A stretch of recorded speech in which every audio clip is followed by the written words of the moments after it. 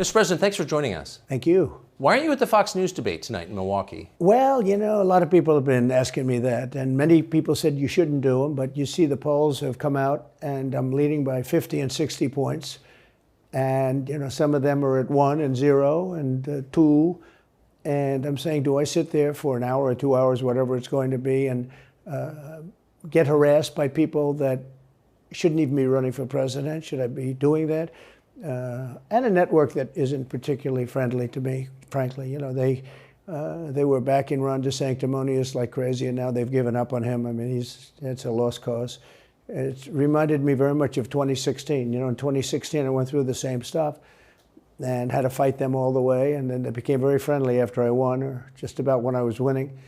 But I just felt it would be more appropriate not to do the debate. I don't think it's right to do it. If you're leading by 50, 60, I have one poll, I'm leading by 70 points, and I'm saying, why am I doing it? And I'm going to have 8 people, 10 people, whoever made the debate, I don't know how many it is, but I'm going to have all these people screaming at me, shouting questions at me, all of which I love answering, I love doing, but it doesn't make sense to do them. So I've taken a pass, as you probably noticed. Well, I did. I'm grateful that you did. It's interesting, though, because you spent a lot of your career in television. Yeah. You had a top show in television on NBC. But you don't feel the need now running for president to do television, obviously. Do you think television is declining? Well, according to a poll that I guess we just saw, it just came out where it's down like 30, 35%, but I think they were referring to cable. I think cable's down because it's lost credibility. MSNBC, or as they say, MSDNC, is so bad. It's so wrong what they write and what they do and what they say. It's, you know, it's fake news, as I said. I think I came up with that term. I hope I did, because it's a good one. It's not tough enough anymore. It's corrupt news. You know, really what you do is call it corrupt news, but somehow that doesn't play as nicely. But it is corrupt news. So you have MSNBC and you have CNN, who's absolutely doing no ratings at all. I mean, they're dead. But they're doing none because they don't have credibility. They really don't have credibility. Fox is way down, as you know.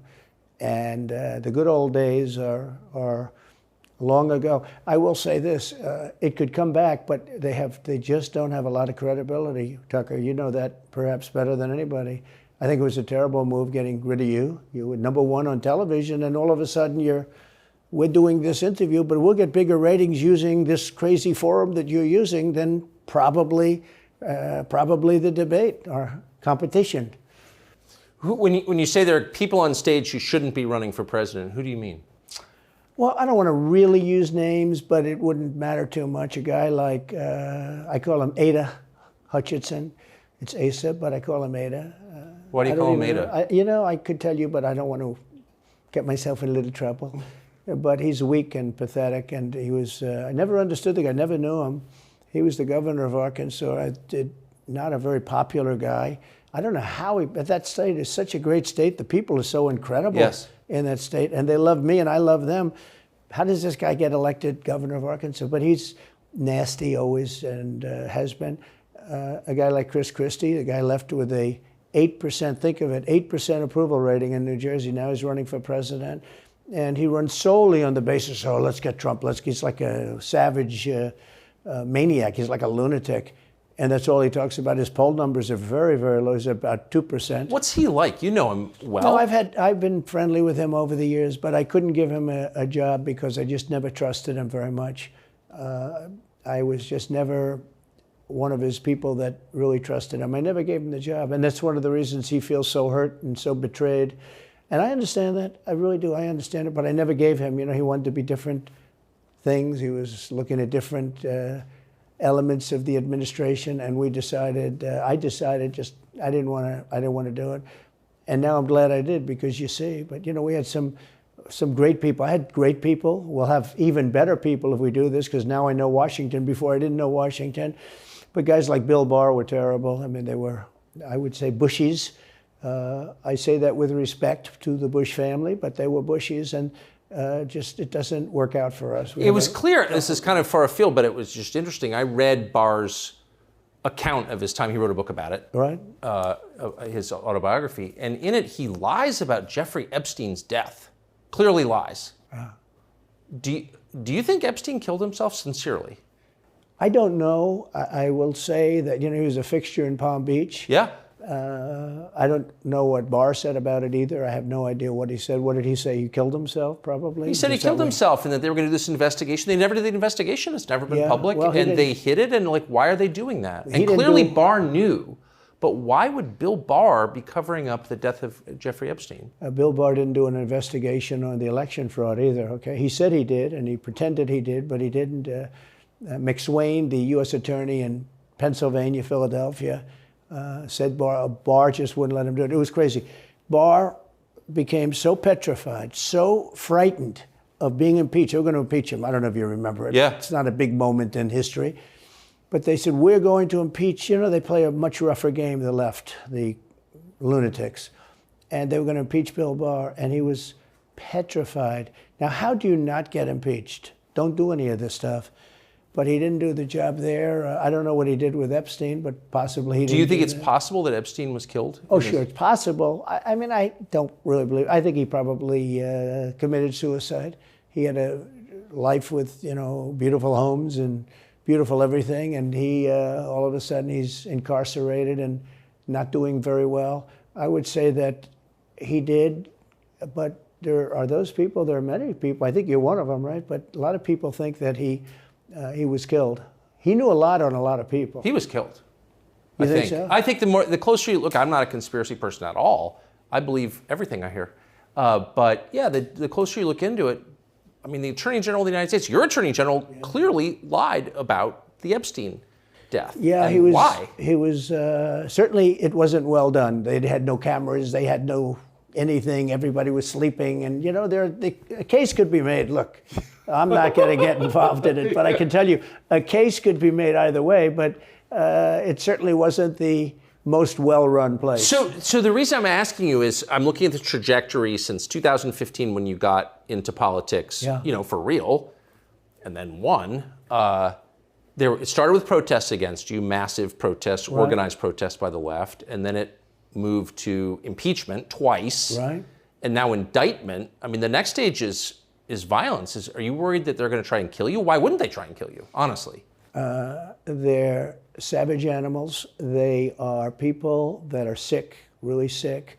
You have great people in the Democrat Party. You have great people that are Democrats. Most of the people in our country are fantastic, and I'm representing everybody. I'm not just Republicans or conservatives. Right. I represent everybody. I'm the president of everybody. But I've seen what they do. I've seen the lengths that they go to. When they make up the Russia, when that's exposed and they go down, and Barr should have gone after them, and other people should have gone after. And they did very late, because the Durham report came out. It was fairly good. It could have been a lot tougher, I guess, but it was fairly good. But it explained how corrupt it was. I'll tell you who did a great job was the Inspector General Horowitz. He did a phenomenal report. You didn't have to go to Durham. He did it on Comey and on, I guess, McCabe and some others, and it was a vicious, it was basically a true report, how bad they are. But these people are sick people. These are people that I think they hate our country. You want to know the truth. When you see open borders, when you see these policies that they have, and so many other things, it's so sad to see. We have a country that's very fragile right now. I've never seen, I will say, look, I ran in 16, which was 15, but I ran in 16, election in 16, and there was tremendous spirit. In 20, there was even more spirit. We got millions and millions more votes. It wasn't even a contest. People said, well, what'd you think of 20? I said, we did much better. We did. You got to base it on the number of votes. We got many more votes in 20 than we did in 16. But the election was rigged. It was a rigged election. And with COVID, they used COVID to cheat in a lot of different things, and we have so much on it. It's like so easy. But we had judges that didn't want to look. We had people didn't want to get involved. They called you, he's a conspiracy theorist if you say anything about the election. But I have never seen spirit like there is right now. Even coming down here, just the people on the road that are just absolutely going crazy. And the reason is, I think they like me, and I know they love my policies. I hope they like me too. A lot of people say they don't like me, but they like my policies. I think they like me. But I have never seen spirit like it is right now. And the reason is, because crooked Joe Biden is so bad. He's the worst president in the history of our country. I don't think he's going to make it to the gate, but you never know. But he's a corrupt person, so corrupt that I took the name off Hillary. I don't do two people at one time. I took the crooked Hillary and I retired the name. That was a good day for her. I bet she was very happy. And I used it for Joe because it's crooked Joe. But Joe is really... But you don't think he's going to make it to November of 24? Well, I think he's worse mentally than he is physically. And physically, he's not exactly a triathlete or any kind of an athlete. You look at him, he can't walk to the helicopter. He walks, he can't lift his feet out of the grass. It's only 2 inches at the White House, right? That's not a lot. But you watch him, and it looks like he's walking on toothpicks. So, and then you see him on the beach where he can't lift a chair. Those chairs are meant to be light, right? They're like 2 ounces. Yeah. You lift them up. He can't lift the chair. He can't walk to the chair. And I don't know what they're doing with the beach. This beach is seeming to play a big role, but they love pictures of him on the beach. I think he looks terrible on the beach. He looks terrible on the beach. Skinny legs. Well, he can't walk through the sand. Sand is not that easy to walk through, but when he walks through it, he can't walk through the sand. And there's somebody in there that thinks he looks fabulous at the beach. I think he looks horrible at the beach. Plus, the beach doesn't represent what a president's supposed to be doing. You're supposed to be working. You're supposed to be getting us out of that horrible, horrible war that we're very much involved in with Russia and Ukraine. You could do that. You could do that very easily. I believe you could do that I don't believe he could do it because he's just incompetent. But that's a war that should end immediately, not because of one side or the other, because hundreds of thousands of people are being killed. Can you imagine you're in an apartment house and rockets are going into that building and blowing it up and knocking it down? And why should anybody, human beings, these are human, whether they're Russian or Ukrainian or whatever they are, it's got to be stopped. And it can be stopped very easily. It would have never started. If I were president, it would have never started. So back to Biden, I'm interested. So you think he's failing? He obviously is failing. I think it's clear to everybody. But that would make Kamala Harris the candidate? Well, not really. I guess they'd have maybe a free-for-all. A lot of people say she has to remain for certain reasons the candidate. She has to. I don't think that's true, actually. I don't think that other people would stand for it. She has some bad moments. Her moments are almost as bad as his. I think his are worse, actually. Yeah. But she seems pretty senile, too. She speaks in rhyme. It's weird. It's weird. But she has bad moments. And in rhyme? What do you... Well, the way she talks, the bus will go here and then the bus will go there because that's what buses do. And it's weird. The whole thing is weird. This is not a president of the United States future. And I think they probably have some kind of a primary and other people will get involved. Newsom, right? Could be. I always got along well with him, believe it or not. But could be him, could be somebody else. He's got a big load on his shoulders because you look at California, what's happened. But I don't know if the American people really, the people that vote for him, I don't even know if they care. You look at so many of the things that are going on, and people don't seem to be, in the old days, if you had a bad record, it meant a lot. Today, if you have a bad record, it doesn't really mean anything. He looks good, he's a nice looking guy, speaks well. But Biden, every time you watch him talking, it's like he's walking on eggs. You're waiting for him to collapse. And he almost always does. And I got to know the leaders of all of the countries, essentially, but the big ones. And the bigger, the tougher the leader. It's like sort of, I guess maybe that's the way it's supposed to be. But I got to know President Xi of China and Putin and Kim Jong-un, North Korea. Did a great job with North Korea, kept us out of a nuclear war. We would have 40,000 dead soldiers right now. They'd drop a nuke right on top of the military base. But we have 40,000 soldiers over there. And I did great. I got along with them great. That's a positive. The press said, he said nice things about Kim Jong-un. I also said horrible things at the beginning. Horrible enough that he wanted to talk. And we talked, and we met in Singapore. We met actually twice. And we had unbelievable meetings. I know him very well. We were in great shape with him. What do you think he and Xi and Putin think of Biden? I think they can't believe it. I think they probably say this is some kind of a system. They had great respect for our country. They respected me. They had great respect for our country when I was there. Every one of them. Look, if you go to North Korea, you take a look at what happened. You know, the Olympics was dead. South Korea spent billions on the Olympics. Nobody was going to go. They didn't want to get blown up. They called me and they said, we are going to let the Olympics proceed. This is North Korea. I said, you should go into the Olympics. Put your athletes in. It wasn't like, you know, they were big on athletes because, you know. Famine. But they went in and they actually participated. And within about 2 days, the entire thing was sold out. And if it wasn't me, that would have never happened. But I got along very well with him, and that's a positive thing. He does have massive nuclear power, by the way.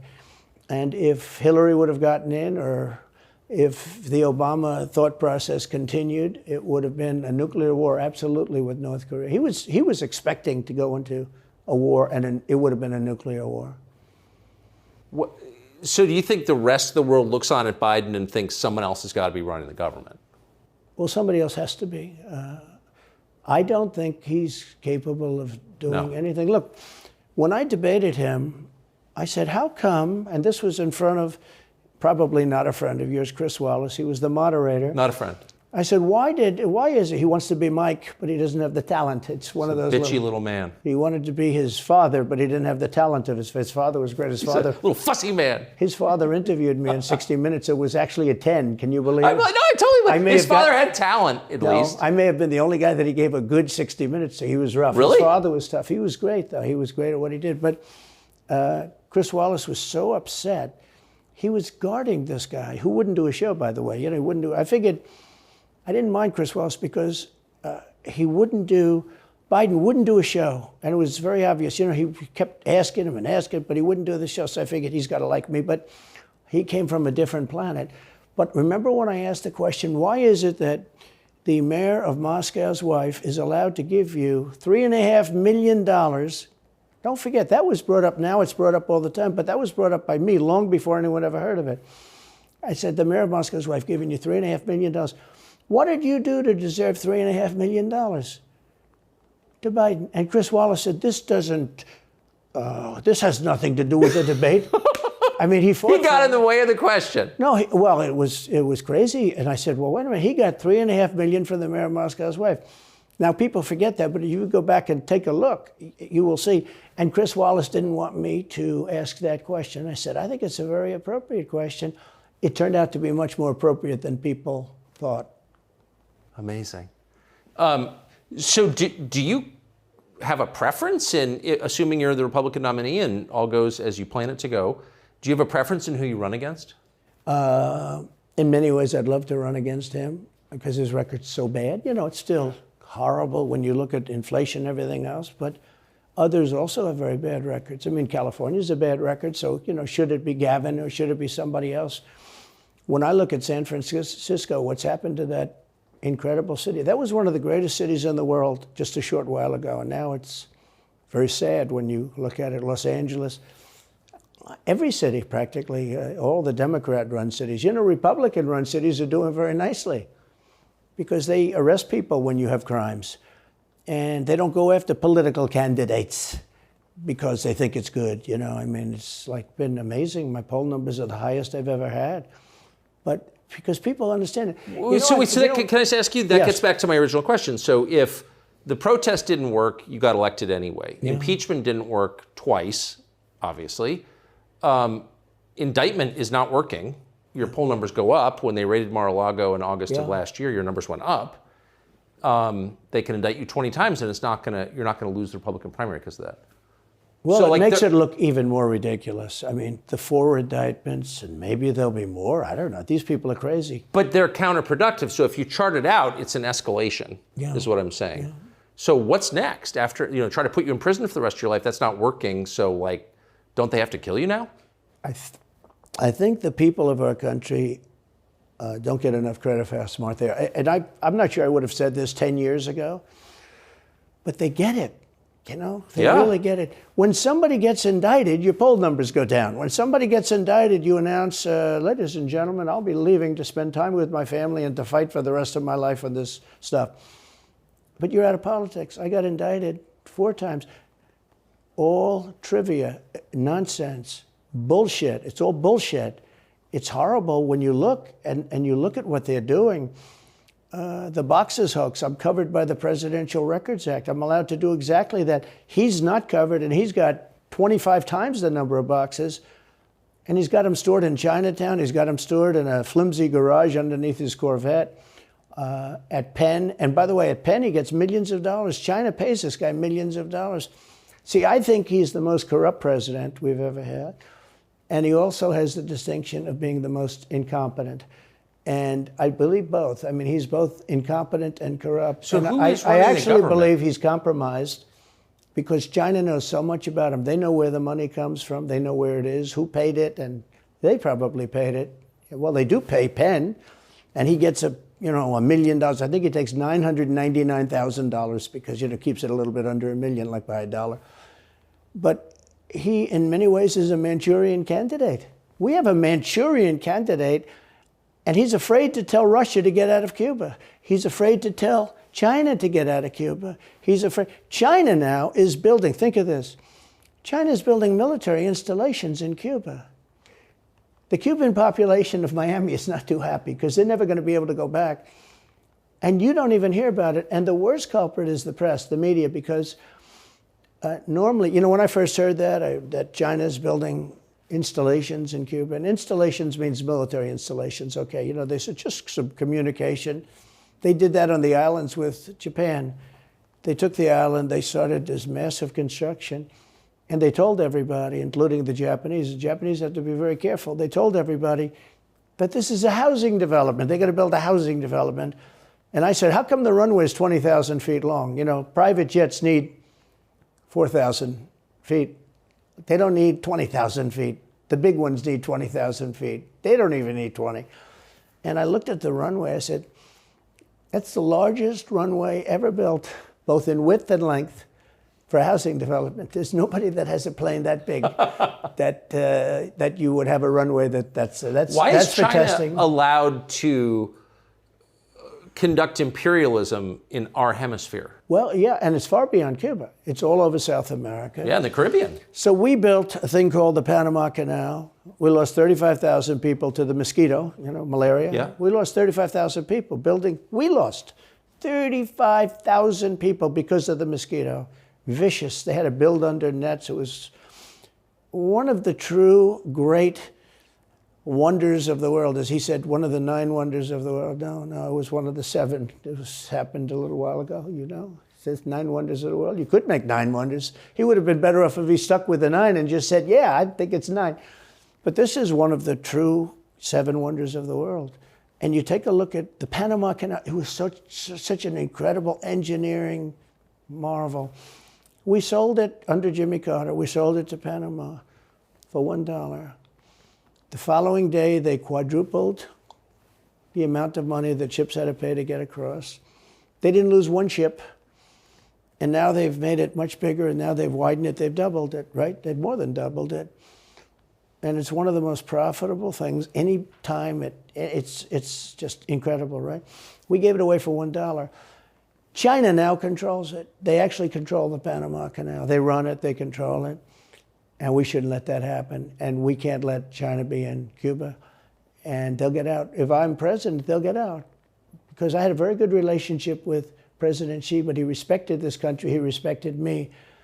And he'll get out. And we can't let them run the Panama Canal. We built the Panama Canal. Should have never been given to Panama. We should have had it. But we gave it for $1. Think of it.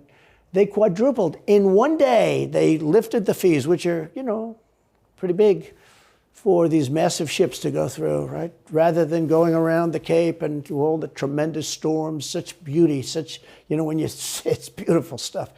But you didn't want to get caught in those storms. Those were storms that wiped out the biggest ships. And we go through the Panama Canal, we built it, and we gave it away for $1. Think of that, how stupid are we? We have done the stupidest things in this country. And now we have a president that can't put 2 sentences together, can't speak, can't walk, can't talk. I don't think he gets to the starting gate, but these people do miracles. I mean, he ran out of his basement, and you got away with that one because of COVID, so he sort of got away with it. They cheated on the election. But you have people that are very smart, but they're fascists and they're radical left lunatics, and they're destroying our country with the all-electric cars and the windmills all over the place, which, by the way, don't work, and they're all, most of them made in China. For the most part, they're made in China. Germany a little bit, but China. But you look at what's happening to our country, even no voter ID. I mean, why don't they want voter ID? There's only one reason they don't want voter ID, because they want to cheat. I mean, who doesn't want, you know, the Democrat convention, the last one, they had voter ID that was this big. It looked like a prison card, this big on their chest. You walked in, they had your picture, your this, your fingerprint, they had everything. The most incredible voter ID I've ever seen. That was to get into the Democrat National Convention. But to get in to vote, if you buy groceries, if you buy practically anything now, you have ID on a card, credit cards or otherwise. But don't you think it's racist to have to show your ID? Well, they probably say that. They use anything not to show ID, because voter ID is pretty simple. And we could go back, and we should go back to all paper ballots, voter ID, same-day voting. You know, France did it. France had mail-in ballots, and it was terrible. Anytime you have mail-in ballots, you're going to have massive cheating on your elections. Anytime, but not just the presidential election. Anytime you have... Isn't that the whole point of them? So yeah. You can Oh, cheat? yeah, sure. It's their whole point. That's their whole point. They want to cheat, yeah. They have to cheat, because their policies are so bad that if they didn't cheat, they couldn't get elected. Who wants open borders? Who wants high taxes? Who wants high interest rates? Who wants to not be able to use a gas stove? Or have to drive an electric car, which, you know, you have a 4-hour drive, but the car only goes an hour and a half, so you have to charge it. The happiest moment for somebody in an electric car is the first 10 minutes. In other words, you get it charged, and now for 10 minutes. The unhappiest part is the next hour, because you're petrified that you're not going to be found to another charger. People, I'm saying, if people, I'm not knocking electric cars, they're fine. They're fine. But if people want to buy a gasoline car or a hybrid, hybrids are pretty good, actually, but they should be allowed to buy. They don't want to do any of this. So right now, California's in a big brownout, because their grid is a disaster. The grid all over the country is sort of a disaster, but the grid in California. And yet, they want to have, in a very short period of time, millions and millions of cars going off that grid, essentially. It doesn't work. So plug your car into a grid that's failing. You should be able to buy an electric car. You know, electric cars could be fine if you drive short distances and you want to have, you know, whatever, and you have plug-ins everywhere you go. They could be fine. But you got to have gasoline cars. You got to have everything. Let people buy everything. Now there's the new thing is your heating systems in the house. They don't want you to have a modern-day heating system. They want you to use a heating system that will cost you at least $10,000 to buy and won't work very well. You know, none of the stuff works as well. One of the things I did with EPA is you have states, many states, most of the states have so much water. You know, it comes out of heaven, right? The water pours down and you have it. It's there. It's got to go wherever it goes, into the oceans, whatever. It's not like a big problem. Now, in some states, they have a problem. You know, you have some desert areas and all, and for that, it's okay. But they have sinks where no water comes out. You turn it on, no water comes out. No water comes out of the shower. No water is allowed to go into the washing machine for your dishes or for your clothing or what. And I avoided all of that. Wait, they have sinks where no water comes out? Sure, you have restrictors. When I say no water, very little water. You want to wash your hands, right? Yeah. And you've seen this, and you turn on the sink and it's very little. Or you want to wash your beautiful hair, right? And you're standing under a shower. Then the suds never go. The water comes out very slowly. I'm sure you've seen this. It usually takes place in new hotels and new homes. Yeah, you take a drill and take the they have limiter out. Well, you can, but now they make it so you can't do that so easily. They have a restrictor. It's called a restrictor, and it restricts the water from coming out.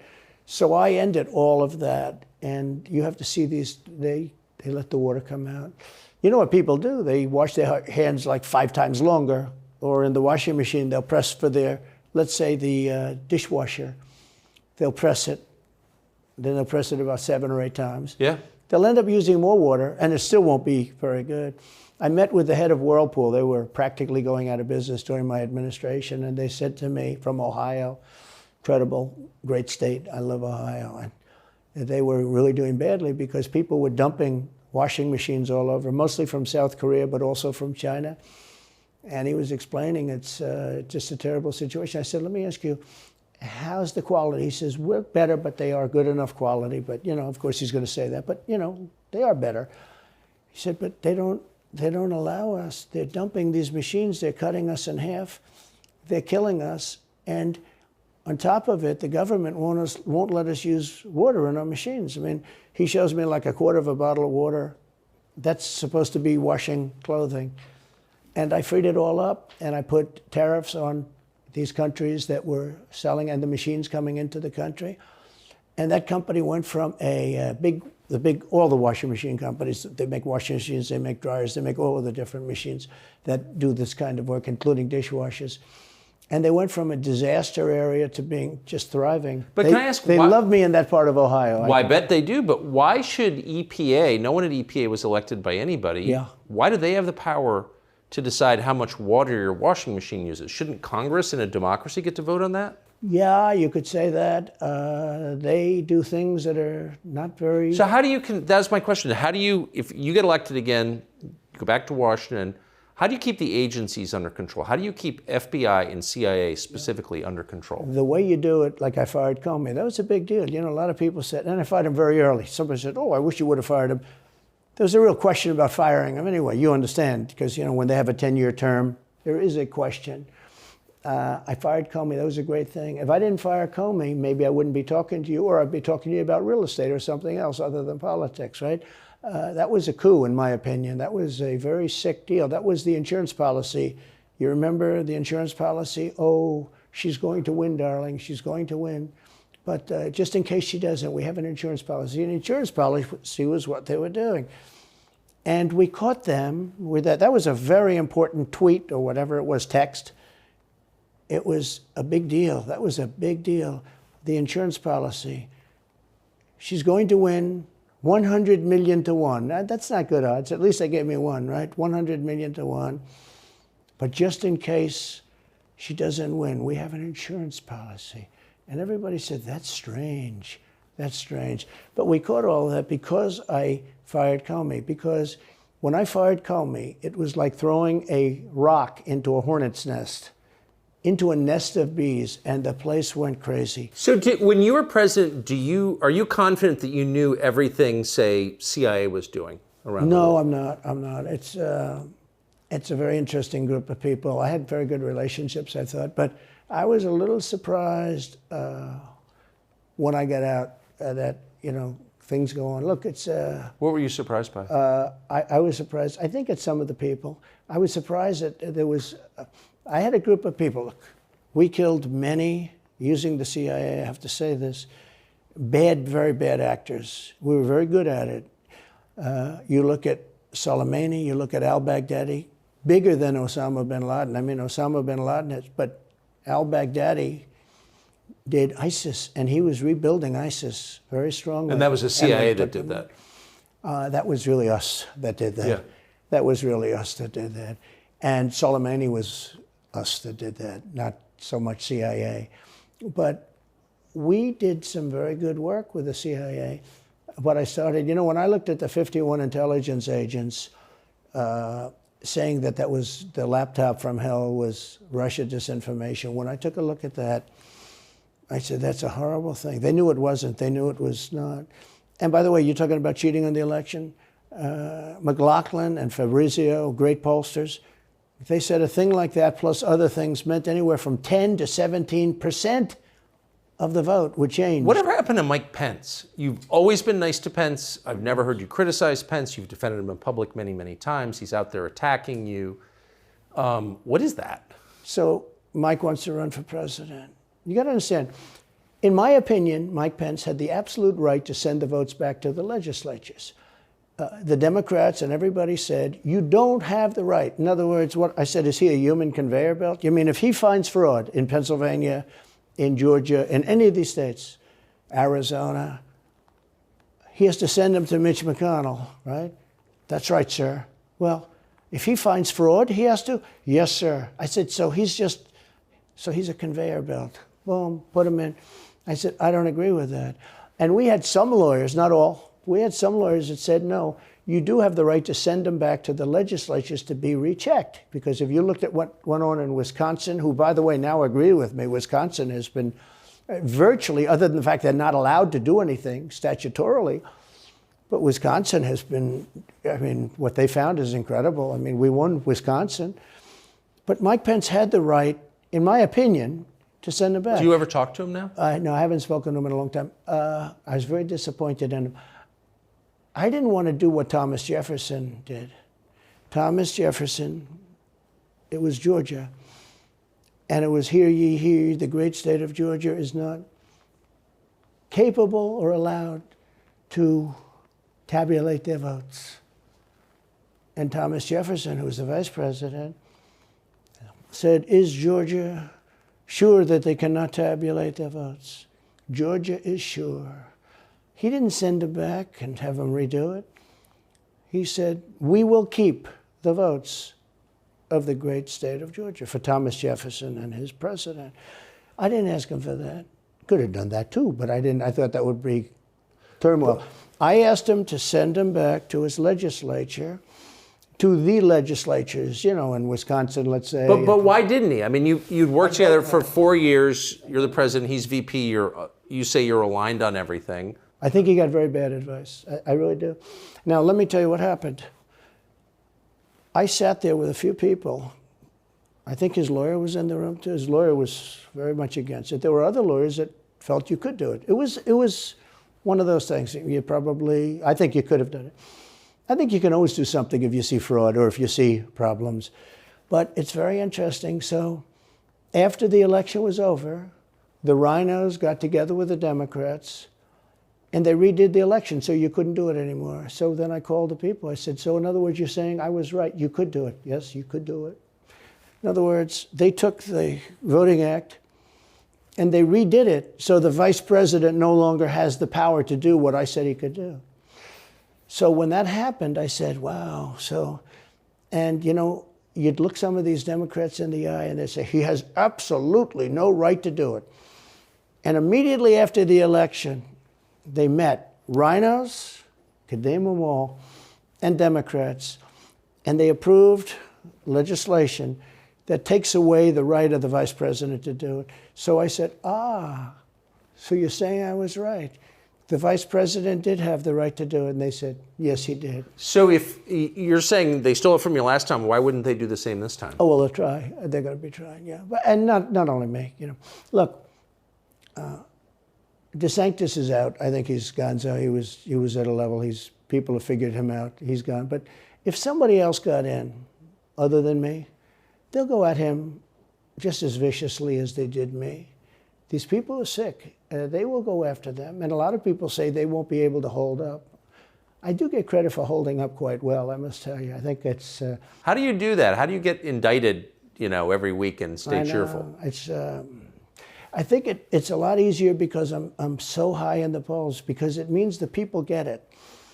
The people see it's a fraud. The people see it. Like this horrible district attorney from just a little while ago, from essentially Atlanta, it's Fulton County. She said, basically, I don't have any right to challenge an election. Well, what about Stacey Abrams? What about Hillary Clinton? What about all of these Democrats that are still challenging my election? The same people that are saying he's challenging an election challenged my election. And they did it with slates. They did it with all sorts of things. They were very bad about it.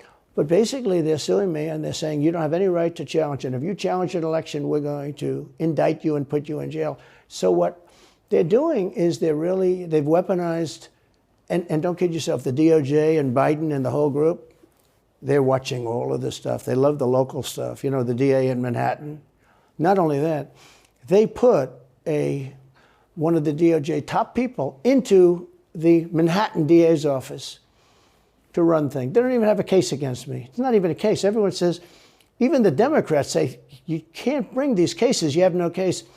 The Attorney General or the District Attorney, Fannie Willis, in Atlanta, she's getting killed. Basically, she's saying Trump doesn't have the right to criticize an election. But you've been around long enough now. You've seen many elections criticized. I mean, Hillary Clinton goes crazy. Every time she talks, she says, he's not the president. Jimmy Carter said, he's not the president. Well, I am the president. Hillary Clinton called me, by the way, at 3:02 in the morning to congratulate me the night of the election. Did her voice crack? Well, her voice was, it's very different, I will say. I won't get into that. But what do you mean? Her voice was very different. Don't forget, they were all celebrating at 5 o'clock in the afternoon. And I came home and I said, I think we won. I felt we won because the rallies are so big. We'd go to Wisconsin and we'd go to Georgia. We'd go to different states. In Michigan, we'd have rallies. In Pennsylvania, we had 58,000 people in Butler. And I said, how are we losing this? How do you have a rally where you have from 50 to 100,000 people, many of them? I did 7 a day for a couple of days. That's a lot. That's a lot. These are big rallies, too. And I didn't hold back. I didn't say, let's make them let's do abbreviations, right?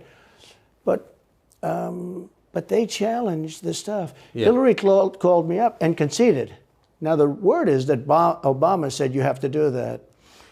But she called up and totally conceded. But now, every time you see her on television, she's saying, she's challenging the election. Do you think... So that would mean that she should be indicted, but that would mean also that Stacey Abrams in Georgia should be indicted, because she still thinks she won the election for governor. She still thinks that. She's never recanted. And do you think Stacey Abrams will be indicted for that? No, of course not. She won't be. The Democrats don't get indicted for things like that. They don't get impeached. No, it's a different thing. With that being said, yes, I had great support when they did impeachment hoax #1 and impeachment hoax #2. Jim Jordan, the House was fantastic. And actually the Senate was very good for me, other than, Mitch McConnell. I think it's too bad I endorsed him. He was begging, he was going to lose that race, and I endorsed him, and he ended up winning the race because of my endorsement. He was down, he was going to lose to Amy McGrath. She was $90 million in cash, all set to go. She was leading by 3. He was going down. I did him a favor, and then 3-4 months later, he really wanted to impeach me. He's a bad guy. But if you look at what's going on politically, it's so interesting. The level of loyalty is different in politics than it is in normal life, I will say. With that being said, I've had great loyalty also. But the House was fantastic. The Senate was very good. They overrode Mitch McConnell. Mitch McConnell, in my opinion, was trying to get senators to impeach me, especially for the second one. And on the first one, he acted very, very slow. He should have gone much faster.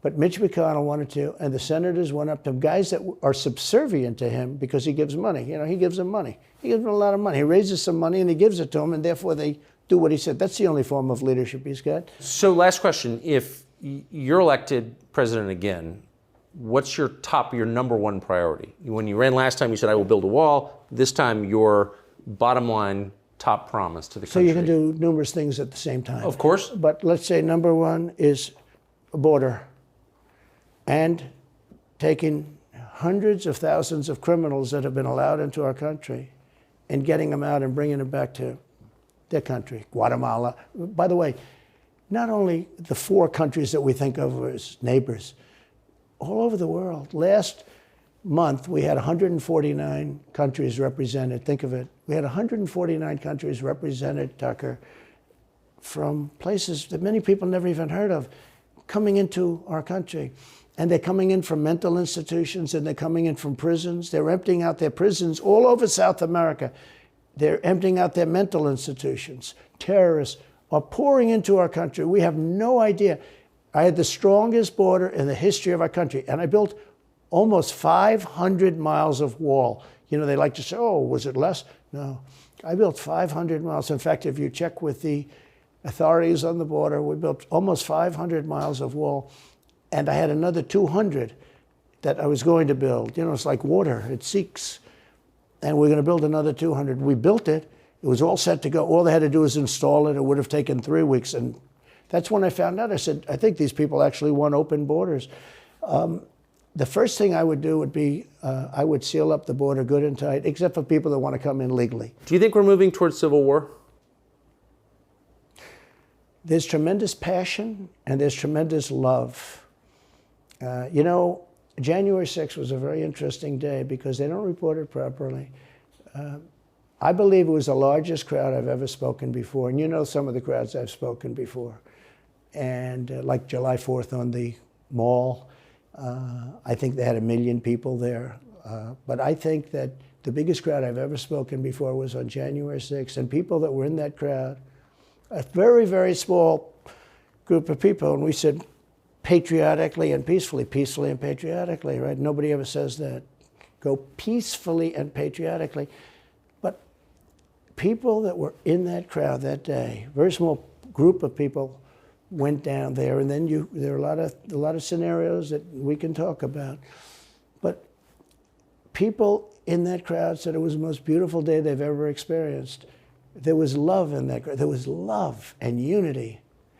I have never seen such spirit and such passion and such love. And I've also never seen simultaneously and from the same people such hatred of what they've done to our country. So do you think it's possible that there's open conflict? We seem to be moving towards something. I don't know, because I don't know what it, I can say this. There's a level of passion that I've never seen. There's a level of hatred that I've never seen, and that's probably a bad combination. Donald Trump, thank you. Thank you very much. Very much. Thank you. That is a bad combination, by the way. Bad combination. Thank you.